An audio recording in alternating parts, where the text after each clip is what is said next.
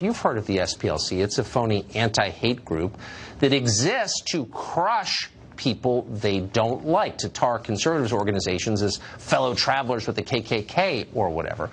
Mark Krikorian is executive director at the Center for Immigration Studies. His group just sued the SPLC for designating them as a hate group. Finally, someone is fighting back against this. What is the basis of this lawsuit, Mark?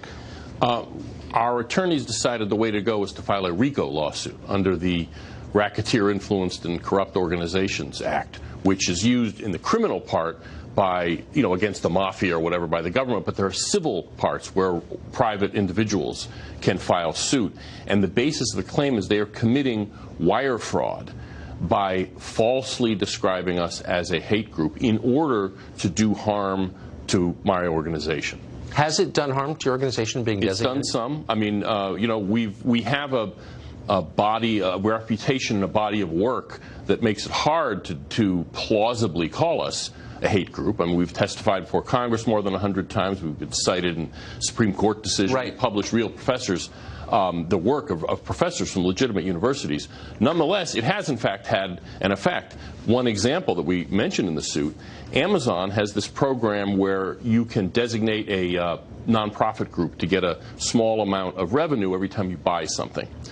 We were removed from that program, and the person who communicated that to us made the mistake of actually saying what the reason was. In print, he said, we just get our list from the SPLC. So it's just, that's what's remarkable to me. So the SPLC is just the Praetorian Guard of the Democratic Party, obviously, fighting for the status quo, seeking to crush anyone who stands in the way of power.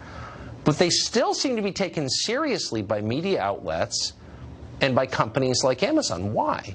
It's a good question. I'm not sure why. I mean, I think this is a kind of thing you see a lot in the tech industry, for instance, where they just assume that progressive political views are just the normal political views, and anybody who doesn't hold them somehow is weird, and to be shunned. And I think that's part of what it is.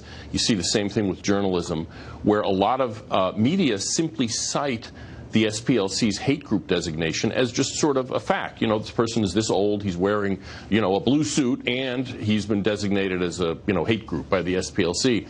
That's starting to change because they really have overreached, and they've gotten slapped down a couple of times. There was a Muslim reformer, a liberal Muslim, anti-extremist. Oh, of course. They labeled him an extremist, and he sued. They settled because they knew they were going to lose for $3 million plus. I don't expect them to go quite that easily in this case, but I think we have a pretty strong case. You have a very strong case. And I looked at the accusations they leveled against you because you're a guest on this show, and I was interested. And there's no basis for saying that about you. It was shocking. I think it's libel, but we're rooting for you, of course. Mark, thank you. Thank you.